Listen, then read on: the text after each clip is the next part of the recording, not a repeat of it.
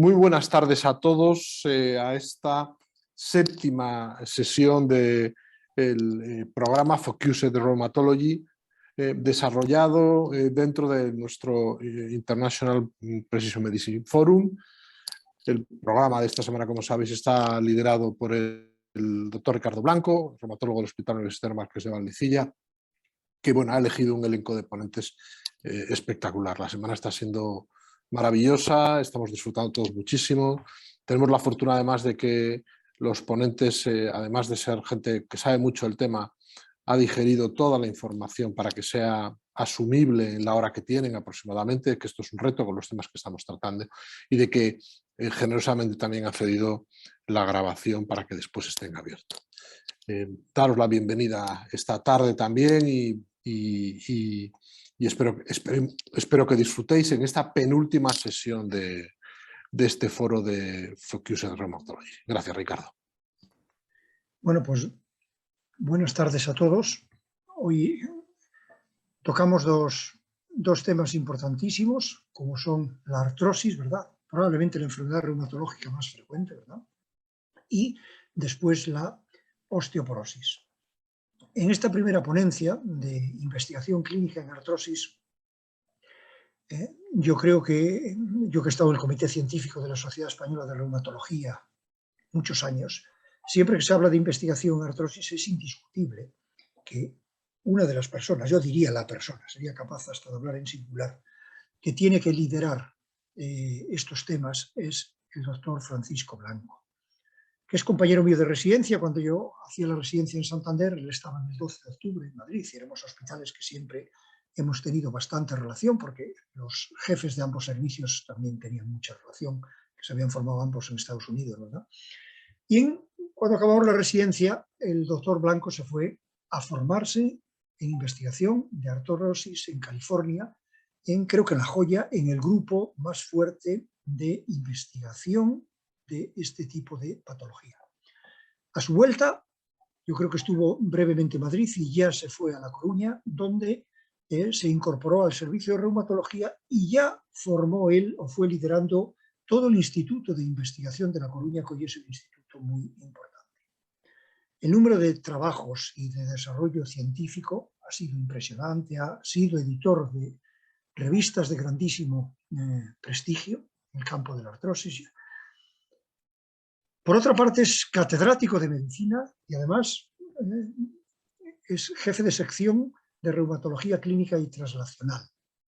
Yo creo que no hay nadie que nos pueda explicar mejor por dónde va la investigación en la artrosis, que yo siempre he pensado que investigar en artrosis es como quitar años a la vida.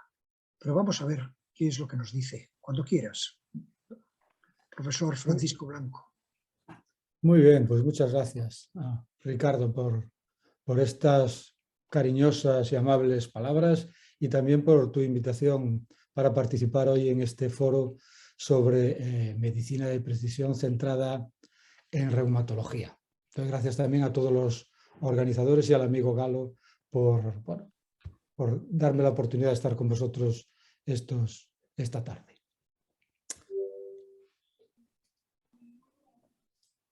Este es mi disclosure. Y como bien comentaba el doctor Ricardo Blanco, pues la artrosis es la enfermedad reumatológica más prevalente. El estudio EPISER 2016 recientemente concluido, pues así lo dice. En España, pues alrededor del 30% de la población tiene alguna articulación afectada por artrosis, siendo la más frecuente la columna lumbar y seguida por el xeonllo, que en gallego quiere decir rodilla. Esto lógicamente ocasiona un impacto económico muy, muy elevado. Este es otro estudio, el ARTROCAT, también liderado por la Sociedad Española de Reumatología ya en el 2009, donde se veía que los costes de esta enfermedad suponían pues el 0,5% del PIB del 2007. Hoy probablemente, pues lógicamente, esto es mucho, mucho más alto. La enfermedad de la artrosis, pues, de forma general, pues, se entiende como la destrucción, clásicamente entendida destrucción de origen mecánico y asociada al envejecimiento de los tejidos que conforman esta articulación, ¿no? Básicamente la exposición la centraré principalmente en la rodilla, la artrosis de rodilla, porque es la articulación en la que hay más estudios, en la que generalmente tanto los trabajos de investigación básica, translacional y clínica, pues más se centran. Y esta destrucción de la articulación, pues lógicamente es lo que centra el tratamiento de esta enfermedad. Y básicamente los tratamientos los clasificamos en dos grandes áreas: los tratamientos que van dirigidos a controlar el dolor de esta enfermedad, que es un dolor mecánico, y otros tratamientos centrados en frenar lo que es la progresión de la destrucción de esta articulación. Para desarrollar y diseñar tratamientos con esta finalidad de frenar la progresión de la enfermedad y de la estructura, también conocidos como fármacos de MOAS, y controlar el síntoma que es el dolor, pues bueno, durante muchos años se ha investigado y ha dado sus frutos, ¿no? El encontrar estos targets terapéuticos, ¿no? Estos puntos que de alguna forma participan en el proceso de patogénesis de la destrucción articular, tanto a nivel molecular de citoquinas, enzimas y mediadores de radicales libres de oxígeno, como también eventos y funciones celulares, ¿no? Puede ser la apoptosis, autofagia, senescencia, procesos inflamatorios, las células madre. Es decir, todo esto ha sido fruto de la investigación en los últimos 25 o 30 años aproximadamente, ¿no? Y hoy en día yo creo que podemos decir que tenemos mucha y muy buena información sobre el proceso de destrucción de la articulación y sobre potenciales targets terapéuticos para controlar esta destrucción articular y también el dolor. Fijaos que esto es del año 2015-2016, el número de tratamientos que estaban patentados, ¿no? en las diferentes áreas y centradas en la artrosis, ¿no? Dirigidas a controlar la inflamación, dirigidas a modular la destrucción del cartílago del hueso, dirigidas a controlar el dolor, afectando al sistema nervioso periférico, y después, pues, bueno, misceláneas, combinaciones. Es decir, que ha habido y hay un número muy, muy importante de targets terapéuticos y moléculas patentadas con esta finalidad, que, bueno, que ha llevado a que en la base de datos del FDA, recogido hoy por la mañana, hay recogidos 4.484 ensayos clínicos, ¿no? en todo el mundo, de los cuales pues 945 están en estos momentos en activo, ¿no? Y ahí pues podéis ver la distribución o el número de ensayos centrados en artrosis, pues bueno, por países. En España, pues en estos momentos pues hay 33. No es un número muy elevado. Si os fijáis, dentro de Europa pues somos quizás de los países o el país con menor número de ensayos en esta patología, y sobre todo si lo comparamos con otras áreas de la reumatología, como puede ser la artritis reumatoide o la artritis psoriásica o las espondiloartropatías, es un número claramente inferior. Sin embargo, a pesar de todo este esfuerzo que es importante a nivel mundial y también a nivel nacional, de encontrar fármacos que puedan frenar la progresión de la enfermedad y controlar o tratar a los pacientes con artrosis, la evidencia científica de la eficacia y del éxito de estos tratamientos que se recogen en las guías de manejo, ¿no? de la artrosis, y aquí os traigo pues también la última del OARSI, pues básicamente pues no aparecen nuevos fármacos. Seguimos manejando y se sigue proponiendo el tratamiento y el manejo de los pacientes con artrosis utilizando como veis ahí, los fármacos clásicos pues también de los últimos 30 años. Y eso es porque, bueno, todo ese desarrollo y todos esos fármacos y esas nuevas moléculas que se iban o que se van desarrollando, pues fracasan de alguna forma a la hora de demostrar su eficacia y de alcanzar un grado de evidencia científico elevado. ¿Y esto por qué pasa? Pues esto, bueno, pasa, probablemente hay muchas explicaciones. Yo aquí os pongo 3 de ellas que creo que son en las que he centrado también la ponencia y de las que os voy a hablar, ¿no?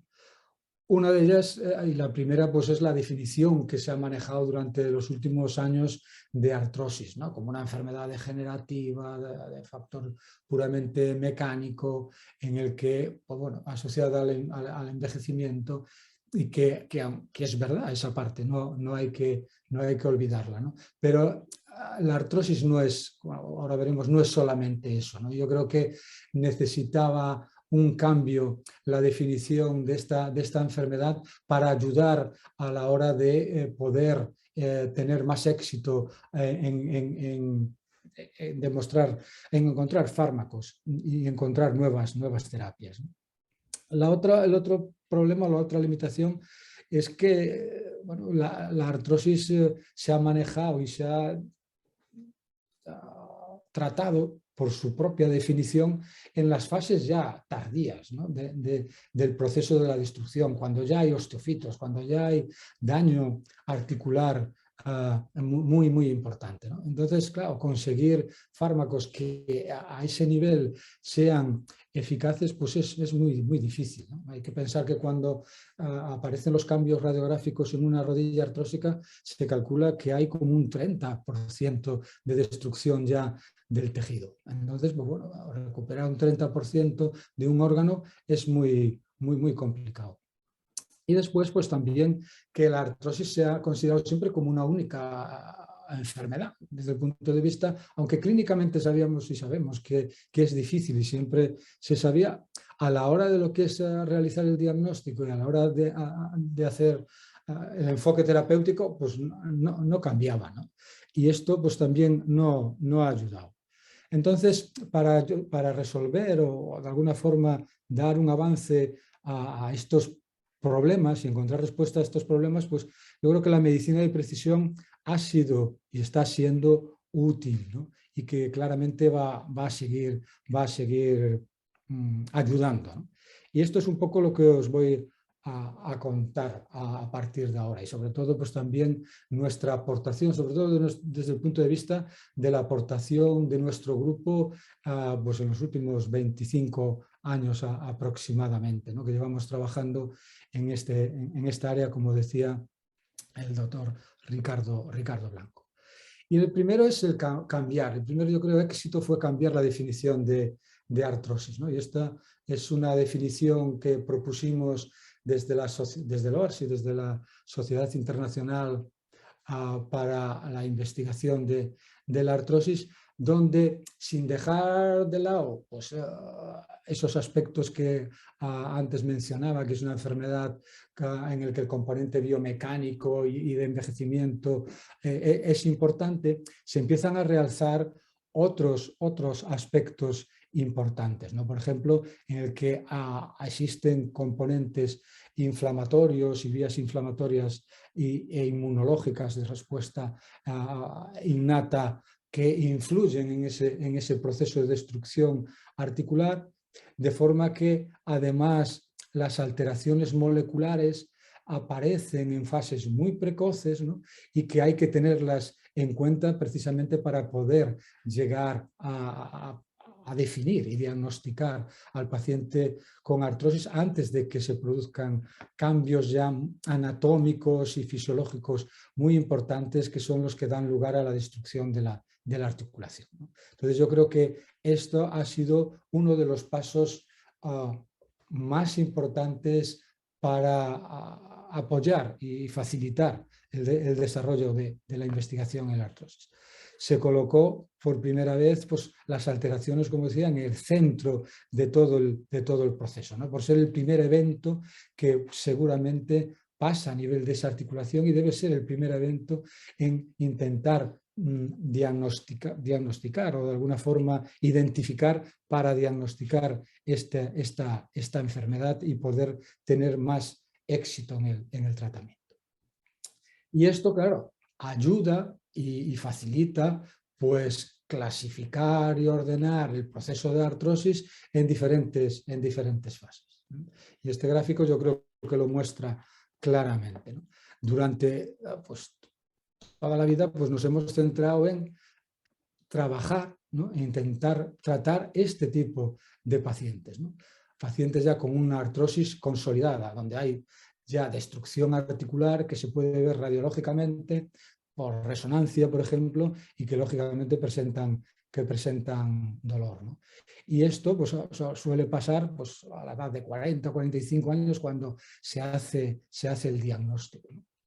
Y hoy sabemos que hay un vacío previo de alrededor de 25 años, entre 20 y 25 años, en el que la articulación sana y cuando se inicia el proceso artrósico empieza a dar señales de alarma, ¿no? Y empieza a avisar de alguna forma de que se está empezando a destruir y que el proceso artrósico está empezando a aparecer.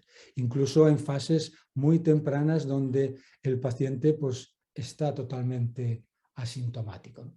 Y esta fase, y estas fases, y estas señales de alarma son las que tenemos que intentar identificar y son las que desde el punto de vista molecular y de utilizar metodología y técnicas moleculares permiten o nos están permitiendo ser pues, más eficientes en este sentido.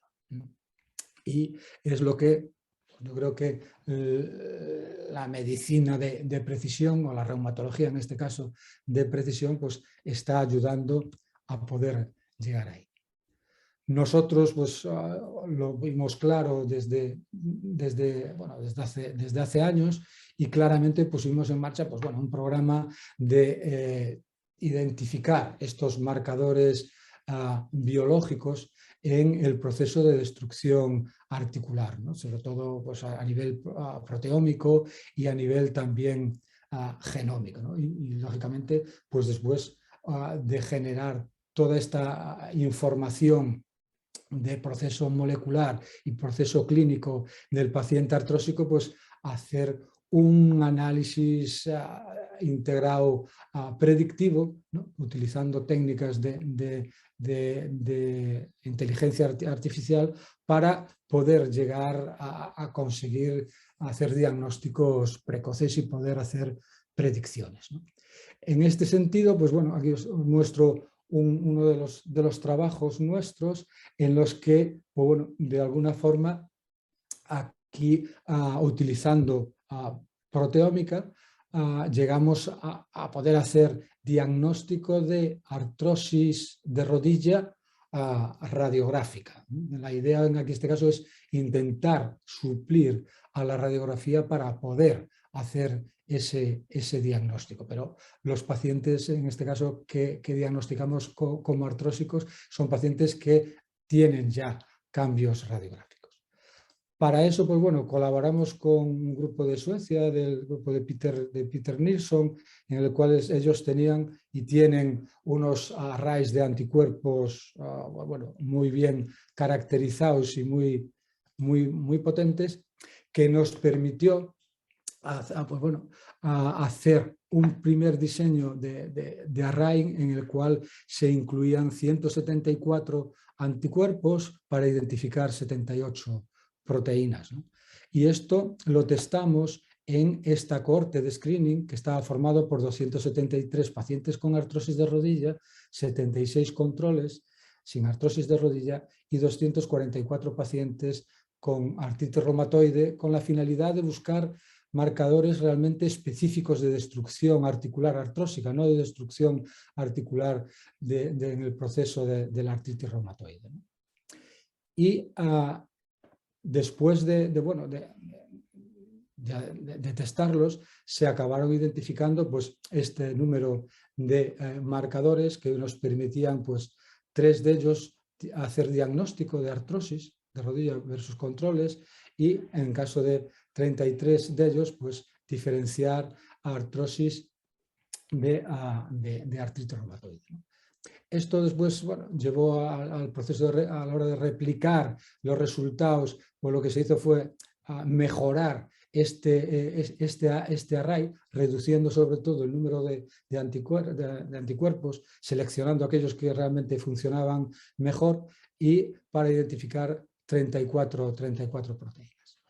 Una vez realizado este segundo array, pues se verificó en una cohorte diferente de pacientes, tanto de artrosis como controles como de artritis reumatoides, y aquí volvimos a encontrar números muy parecidos en este caso, y que lo más importante quizás de esto es que la gran mayoría de estos números, en este caso 31 proteínas, eran las mismas que aquí habíamos visto, y concretamente pues 3 de estos que nos permitía diferenciar los artrósicos de los controles, y las 3 eran estas 3 proteínas que veis aquí. El fragmento C3 del complemento y TH1, y esto que es una proteína, una alarmina. Una está asociada a inflamación, otra da estabilidad a la membrana, a la matriz extracelular, y otra pues, participa en la remodelación también del hueso. A la hora de hacer los análisis oportunos de regresión para hacer un cálculo en la curva de ROC, pues obtuvimos estos valores de área bajo la curva, ¿no? El uso de estos 3 biomarcadores de forma conjunta a la hora de hacer el diagnóstico de artrosis de rodilla y a la hora de ver y diferenciar los artrósicos de rodilla de artritis reumatoide, pues incluso mejoraba estos valores bajo la curva. Con lo cual, pues bueno, encontramos unos marcadores proteómicos que nos permiten hacer con bastante predicción o el diagnóstico de artrosis radiográfico de rodilla. Pero, bueno, en esta línea de intentar avanzar, ¿no? Y de mejorar nuestra predicción realmente y de hacer predicción, lo ideal sería predecir qué pacientes o qué población sin artrosis de rodilla pues va a desarrollar la artrosis en un futuro, ¿no? Entonces, para eso utilizamos esta cohorte de artrosis americana, de los cuales pues ellos tienen, bueno, están alrededor de 4.578 pacientes recogidos en esta artrosis del NH, pero hay 2.358 que bueno, forman la subcohorte de incidencia, es decir, población que cuando entró en esta cohorte no tenía artrosis, pero que a lo largo del tiempo y hasta los 96 meses, pues unos desarrollan artrosis y otros no. Con lo cual es la cohorte ideal para buscar biomarcadores que puedan predecir cuáles van a desarrollar artrosis o no. Entonces, nosotros testamos estos 3 marcadores que habíamos encontrado que nos servían para diagnosticar la artrosis radiográfica en esta cohorte o subcohorte de pacientes con incidentes, ¿no? Que acaban desarrollando artrosis de rodilla, y vimos que, bueno, que realmente de los 3, ¿no? Quizás ITH1 y C3 de forma independiente pues tenían unos valores de área bajo la curva, unos valores de predicción bastante buenos. La combinación mejoraba un poco de los tres, pero no era suficiente como realmente para tener relevancia a la hora de utilizar solamente uno de los biomarcadores de forma aislada, ¿no? Estos resultados fueron replicados en una subcohorte de replicación y bueno, nos quedamos como con el ITH1 asociado a una serie de variables clínicas como un buen modelo de predicción de incidencia, ¿no?, o de desarrollo de artrosis en el plazo de 96 meses, con el margen ahí, porque es el margen que da esa corte para desarrollar la artrosis de rodilla. En la fase que os mostraba de las diferentes fases de artrosis, veíais que había una fase, que empezamos a definir una fase en artrosis que es la fase temprana, ¿no?, en la cual no es gente sana, no es la situación anterior de la incidencia, sino que es gente que ya tiene un proceso, ha iniciado un proceso de destrucción articular, pero está en fases preradiográficas donde la radiografía es normal, ¿no? Entonces, para buscar y diagnosticar y caracterizar a ese tipo de pacientes con artrosis, diseñamos y hicimos este otro estudio en el cual utilizamos también esta cohorte americana, en el cual se puede, bueno, separar en población de no incidente e incidente en esta fase de screening, en lo cual se han utilizado 10 muestras de cada uno de estos dos grupos, y aquí lo que se utiliza es esta tecnología NAPA, que en esto lo que identifica no son proteínas, sino lo que identifica son autoanticuerpos, buscando un poco similitud a lo que son las enfermedades autoinmunes. Aquí buscamos e identificamos anticuerpos que van dirigidos a antígenos o a proteínas que se localizan en los tejidos y que se liberan de los tejidos una vez que son destruidos. Y esto pues, se identificó en el suero de los pacientes. Posteriormente pasamos a una fase de verificación y aquí pues, encontramos que este autoanticuerpo, o anticuerpo dirigido contra esta proteína, pues mostraba unos resultados que ahora os mostraré significativos y que predecía el desarrollo o la fase temprana de artrosis de rodilla. Y esto después pues, fue lógicamente validado con un modelo asociado a variables clínicas y también replicado en otra cohorte o subcohorte de pacientes. Este autoanticuerpo además tiene la característica de que los niveles bajos, o la presencia de niveles bajos se asocia con mayor riesgo de artrosis, mientras que los niveles altos pues, se asocia con menos riesgo de artrosis, ¿no? Y eso es porque, bueno, porque tiene un efecto protector a la proteína a la que va dirigido, que es una metionina. Es una enzima que participa en el metabolismo y la actividad de la metionina.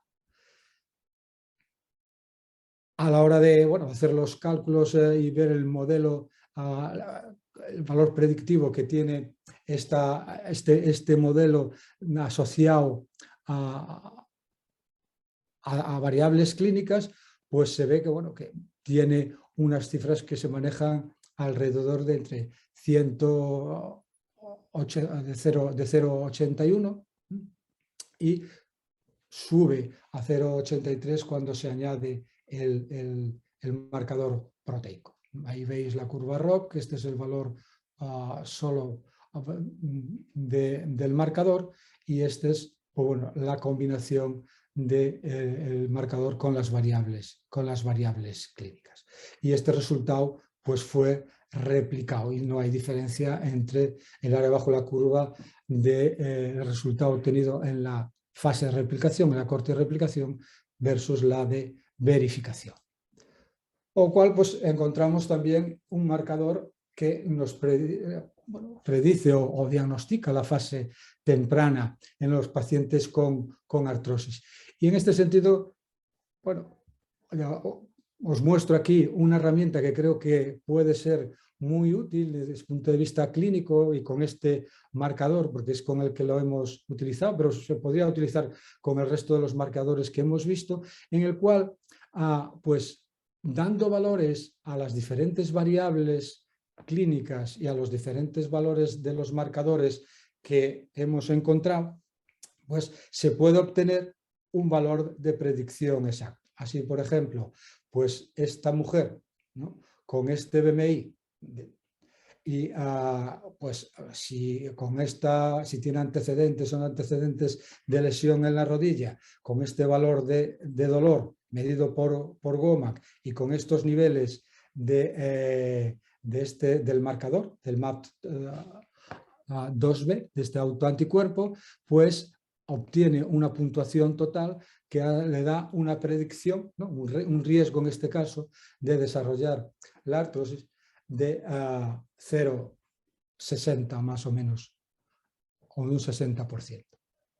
Y bueno, esto yo creo que es una forma de ver cómo la medicina, en este caso de precisión, nos ha ayudado a mejorar el diagnóstico de estos pacientes. Esto nos ha llevado a patentar un sistema que llamamos DITOVA, de diagnóstico y pronóstico en los pacientes, de forma que hoy en día, pues, utilizando estas herramientas podemos hacer diagnóstico de artrosis de rodilla, incluso ver la severidad radiográfica en función de la escala KL que tienen esos pacientes, y también, si no tiene artrosis, pues poder predecir en los próximos 8 años el riesgo que tiene de desarrollar artrosis de rodilla.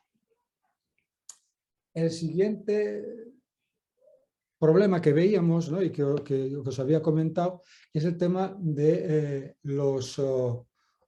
considerar la artrosis como un único fenotipo y una única enfermedad, ¿no?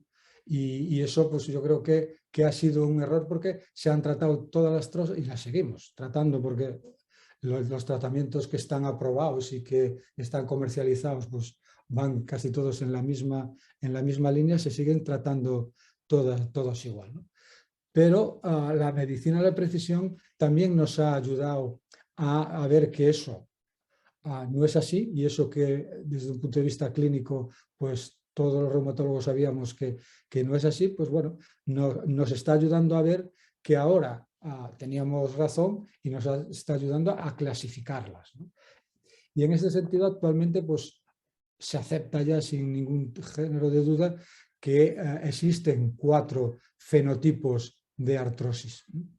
El fenotipo mecánico, y el fenotipo asociado al envejecimiento, después el fenotipo inflamatorio y el fenotipo metabólico. Lógicamente, no es fácil y no es frecuente encontrar estos fenotipos de forma pura, ¿no?, y que realmente sea esto, pues, como compartimentos estancos donde no hay interrelación entre unos y otros, como se muestra aquí en el gráfico. Y, por ejemplo, pues al final del proceso artrósico, sea cual sea el fenotipo que dispare el proceso de destrucción articular, la inflamación va a estar presente, ¿no? Porque es así, y hoy en día lo sabemos, ¿no? Pero sí que esto me gustaría resaltar, que estos fenotipos van más orientados hacia considerarlos como el elemento principal que inicia de alguna forma la destrucción en la articulación, ¿no? Aunque después muchos, insisto, se acaben superponiendo, ¿no?, haciendo overlapping o combinándose. Entonces, estos fenotipos y estos perfiles de pacientes se asocian con diferentes endotipos y esto es lo que nos ha ayudado a poder clasificar a estos pacientes, ¿no? En función de los procesos fisiopatológicos y de patogénesis que se producen durante la destrucción o que de alguna forma son más característicos de la destrucción de la articulación en cada uno de estos perfiles artrósicos. Ahí pues veis el tema del envejecimiento pues más asociado a la presencia de senescencia y de baja capacidad de reparación de los tejidos, de la articulación, el biomecánico, también como quizás asociado a baja reparación, pero producido también por mala alteración en la mecánica o una alteración en la mecánica articular. El metabólico, asociado claramente a alteraciones en el metabolismo lipídico del azúcar y también se empieza a ver ahora de niveles elevados o de la consecuencia que se origina con la elevación de la hiperuricemia. Y el inflamatorio, pues bueno, que se nos sobre todo por sinovitis, inflamación a nivel de la grasa de Hoffmann y también aquellos procesos que de alguna forma pues acaban produciendo radicales libres de oxígeno y óxido nítrico, ¿no?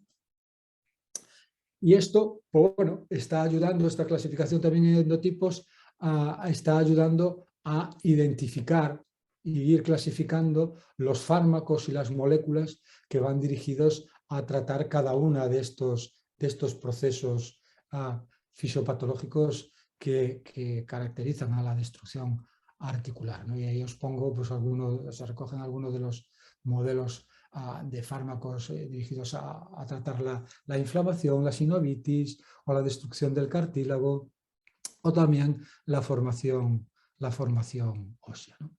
Yo os mostraré ahora también un ejemplo de tratamiento de diana terapéutica en cada uno de estos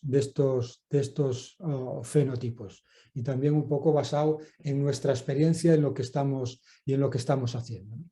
Si empezamos por el del envejecimiento, pues bueno, como uno de los eventos y de los endotipos característicos de este proceso es el de la senescencia, en el que, pues bueno, como muchos ya sabéis, el proceso de senescencia el que hace que una célula se vuelva senescente, pues influyen diferentes factores, dentro de ellos pues la disfunción mitocondrial es un elemento importante que lo que origina es pues la expresión de una serie de genes que acaban produciendo una serie de proteínas, dentro de ellos pues muchas citoquinas que se engloban dentro de esta terminología, ¿no? De este fenotipo secretor asociado a la senescencia, que lo que acaba es produciendo la muerte de esa célula, generalmente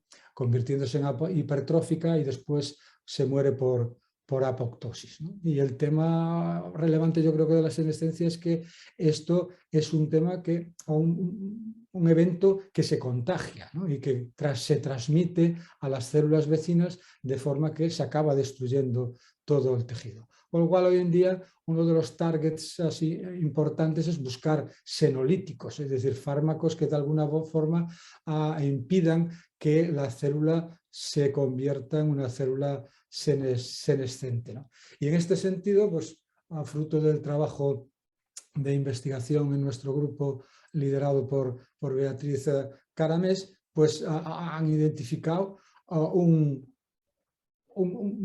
fármaco, los fibratos, además un fármaco que conocemos y que utilizamos en clínica para tratar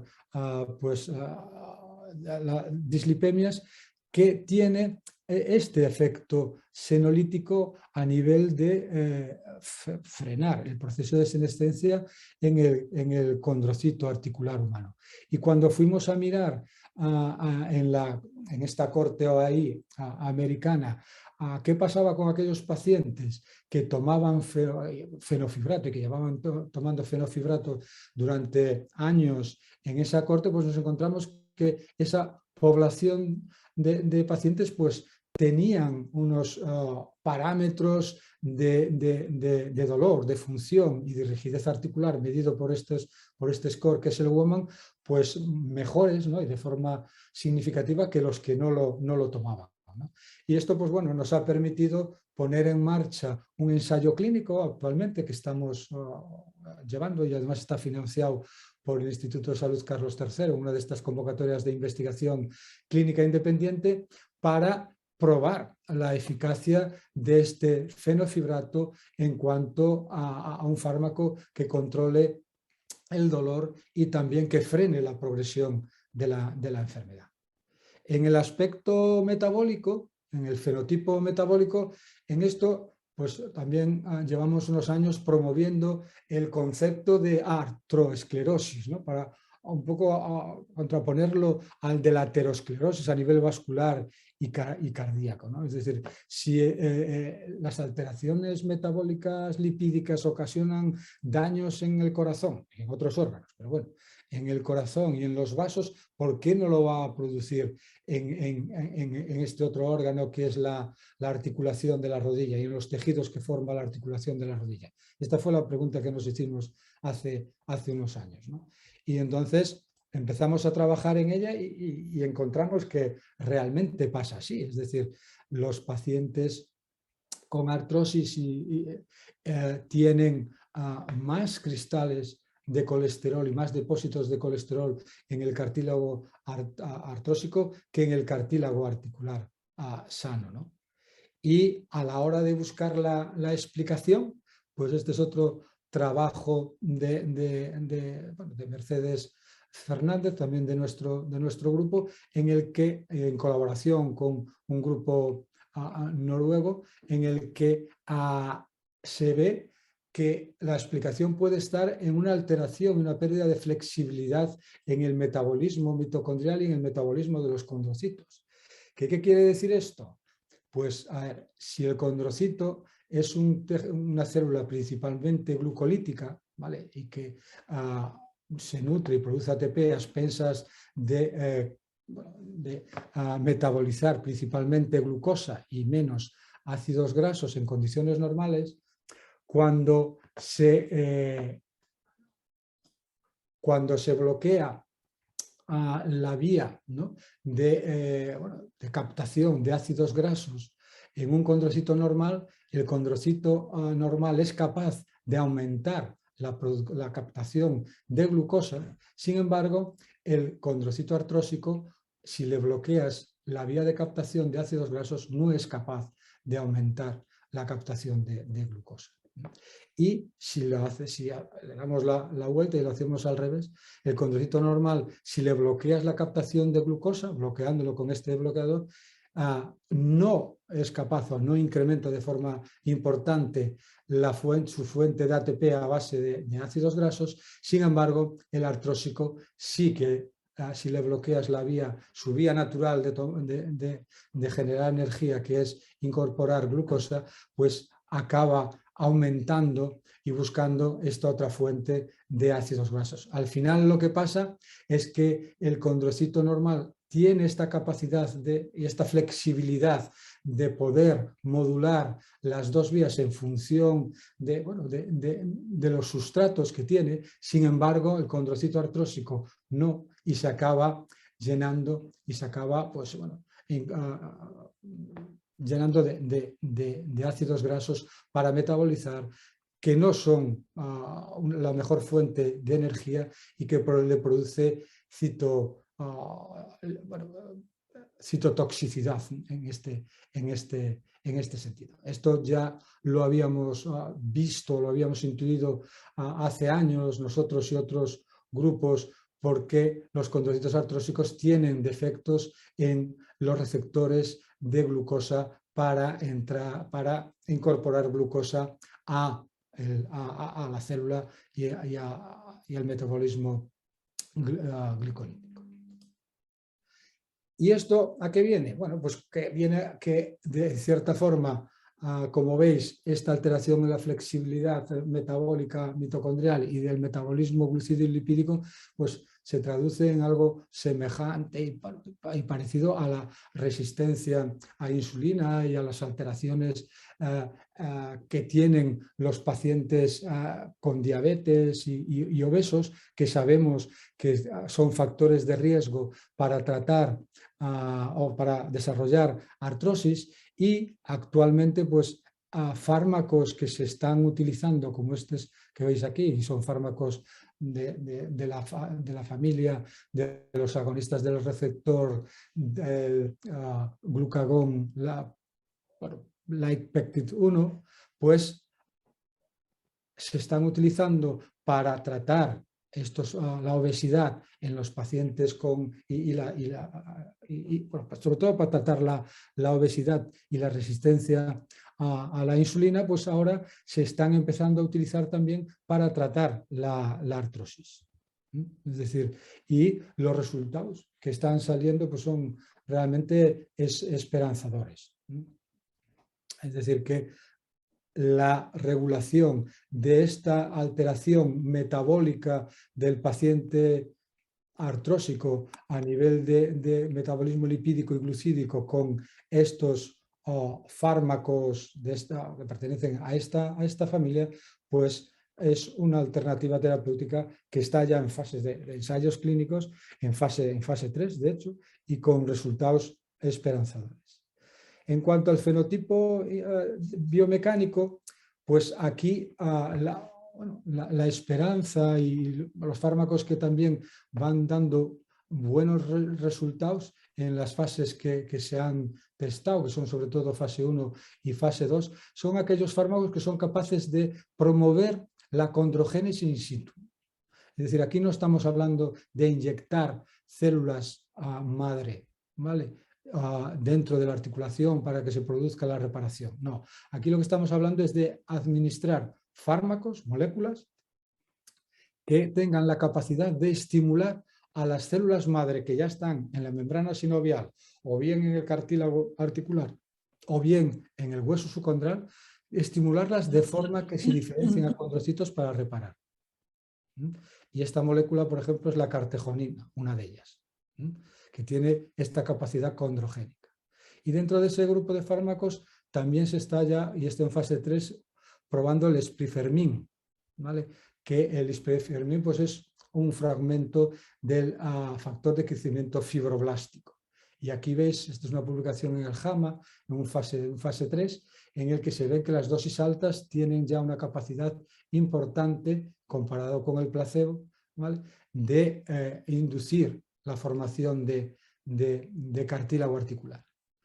Y a nivel del fenotipo de inflamación, aquí se han probado muchos fármacos, sobre todo viniendo del mundo de la artritis reumatoide, para bloquear interleuquina 1, TNF, interleuquina 6, y los resultados no han sido muy satisfactorios en ese sentido. Hay en algunos subgrupos a nivel de artrosis de manos, erosiva, que parece que los resultados son esperanzadores, pero en esta línea ahora lo que se sigue y lo que se está haciendo es utilizar combinaciones de citoquinas, ¿vale?, para poder, a ver si así se consigue un efecto más eficaz en ese sentido. Y una molécula muy reciente y que se está testando, pues son los antagonistas de esta proteína que participa en el inflamosoma. Y que también vamos a ver qué pasa con ella. Es decir, que al final pues veis que los fenotipos y la clasificación de fenotipos está ayudando a tratar las enfermedades de forma diferente, y que esperamos que nos dé bueno, mejores resultados. Y para finalizar, ya pues hablaros también de la ayuda de la medicina de precisión a la hora de poder predecir respuesta a tratamiento, ¿no?, en la artrosis. Y en esto pues nosotros publicamos ya también hace unos años un trabajo que es este que veis aquí, en el cual pues bueno, lideran principalmente tanto Cristina Ruiz como Valentina Calamia. En lo que buscábamos eran biomarcadores, ¿vale?, que nos predijesen respuesta a sisadoas en paciente con artrosis. ¿Y qué es sisadoas? Bueno, en este caso la combinación de condroitinsulfato y glucosamina. ¿Por qué? Porque escogimos o pudimos tener acceso a las muestras de los pacientes de este ensayo clínico. El MOVES fue un ensayo clínico que se publicó en el Annal Rheumatic Disease, en el que se testaba y se veía pues bueno, que esta combinación no era inferior al celecoxib a la hora de tratar a los pacientes con artrosis de rodilla, ¿no? Y los resultados, pues bueno, eran muy parecidos a los 6 meses. Entonces nosotros lo que pretendimos no era ver la eficacia, es decir, esto ya lo demostró el estudio, ¿no? Que no era inferior. Lo que pretendimos es buscar biomarcadores aquí en los sueros de los pacientes cuando empezaban a administrarse este fármaco y ver si era la medición de marcadores aquí nos predecía el resultado, es decir, el responder o no responder a esta combinación, ¿no? Y esto pues lo hicimos con este proceso de discovery en 40 muestras y después en validación en el resto de las muestras, y encontramos primero 6 proteínas que al final nos quedamos con una, que es esta, la orosumucoide 2, que asociada a unas variables clínicas obtuvimos esta área bajo la curva que pues, tiene un valor relevante, está por encima de 8. Estas son las variables clínicas y la proteína, y estas son los resultados de la curva ROC del área bajo la curva. Con lo cual, acabamos desarrollando pues, este instrumento que le llamamos Restova, que es un instrumento que nos permite predecir qué pacientes van a responder a sisadoas, concretamente a esa combinación, y también en ese estudio hicimos a la predicción a celecoxib. Con lo cual, para concluir, me gustaría transmitir que en estos momentos realmente la reumatología de precisión, la medicina de precisión, las herramientas para hacer precisión nos están ayudando mucho y nos han ayudado a clarificar estos aspectos, ¿no? Con lo cual, tanto fenotipos como selección de pacientes, como biomarcadores que hacer diagnóstico temprano de artrosis o de respuesta terapéutica, y eso pues claramente nos va a ayudar a mejorar y tener más éxito en los ensayos clínicos que están ya en marcha y después pues, bueno, en la aplicación y la aprobación de fármacos para esta área, ¿no? En nuestro servicio, en nuestro hospital, hemos puesto desde hace unos meses en marcha esta plataforma que llamamos PR5P, que es el acrónimo que veis ahí, en el cual pues, bueno, participamos todos, ¿no? Todo lo que es el grupo de investigadores básicos y básicos translacionales y el grupo de clínicos para desarrollar estas herramientas, y hasta el momento pues llevamos desarrollado estas 6 herramientas, no solo de artrosis, ahí hay alguna, como veis, también en artritis reumatoide, que esperamos que nos ayuden, y nos están ayudando, a mejorar el manejo de los pacientes con artrosis y con enfermedades reumáticas cuando consigamos ir generalizándolo para otras enfermedades. Y esto es todo. Muchas gracias por vuestra atención y gracias a todo el grupo de investigadores que forman parte del servicio de reumatología y también del grupo de investigación de reumatología. Muchísimas gracias, Paco, por la ponencia.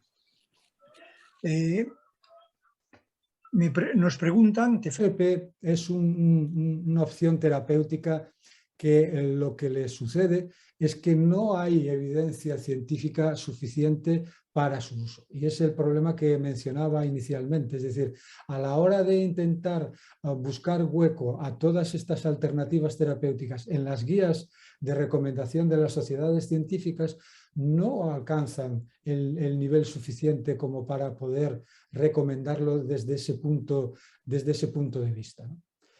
Y por eso, bueno, no se aplican y no están aprobadas con esa finalidad. ¿Eso quiere decir que no se utilicen? Pues, a ver, ahí yo diría que no. Y de hecho, se utilizan porque, bueno, a los pacientes hay que darles soluciones, ¿no? Y cuando uno agota todas las soluciones que la medicina basada en la evidencia te demuestra y te sugiere y no consigues el resultado final y cuentas con estas otras opciones donde si tú se lo explicas al paciente y el paciente pues asume ese riesgo siendo conocedor de todo esto, pues bueno, se puede probar. Pero, insisto, los resultados a la hora de analizarlos no podemos afirmar que haya una eficacia demostrada utilizando parámetros de evidencia, de medicina basada en evidencia. Muy bien. Después, un fármaco, nos preguntan más. La diacereína, se vuelve a insistir en la evidencia del PRP, yo creo que ya has contestado, y después nos preguntan sobre la diacereína, que se utiliza desde hace 30 años. ¿Qué nos puedes decir sobre la diacereína?